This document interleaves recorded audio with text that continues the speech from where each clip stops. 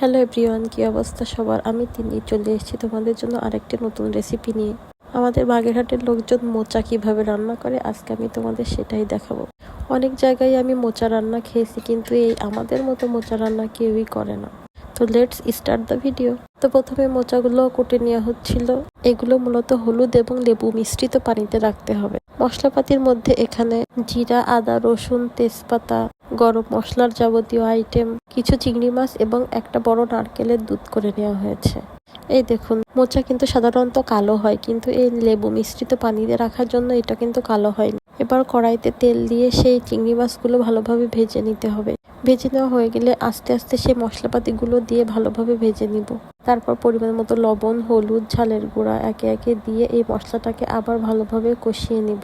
মশলাটা একটু কষানো হয়ে গেলে তারপরে তাতে সামান্য একটু নারকেলের দুধ দিয়ে সেটাকে ভালোভাবে কষিয়ে নেব, যাতে সমস্ত গন্ধ চলে যায়। এবার তাতে সেই মোচাগুলোকে দিয়ে দিব, দিয়ে আবার ভালোভাবে কষিয়ে নিব। এটাকে কষানো হয়ে গেলে তারপরে বাকি যে নারকেলের দুধটুকু ছিল সেইটুকু দিয়ে দেবো, যাতে মোচাগুলো সিদ্ধ হয়ে যায়। নামানোর পূর্বে একটু চিনি ছিটিয়ে দিব। এই যে ব্যাস হয়ে গেল আমাদের সেই সুস্বাদু মোচার ঘন্ট।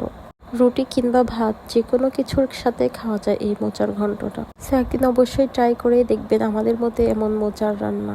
আমি তো রান্না হওয়ার সাথে সাথে প্লেট নিয়ে বসে পড়েছি খাওয়ার জন্য। একটু মোচা আর একটু লেবু চিপে দিয়ে খেতে জাস্ট অসাধারণ। সো দেখা হচ্ছে নেক্সট ভিডিওতে। সবাই ভালো থাকবেন। আল্লাহ হাফেজ। এবং ভিডিওটি ভালো লাগলে অবশ্যই লাইক, কমেন্ট এবং শেয়ার করে দিন।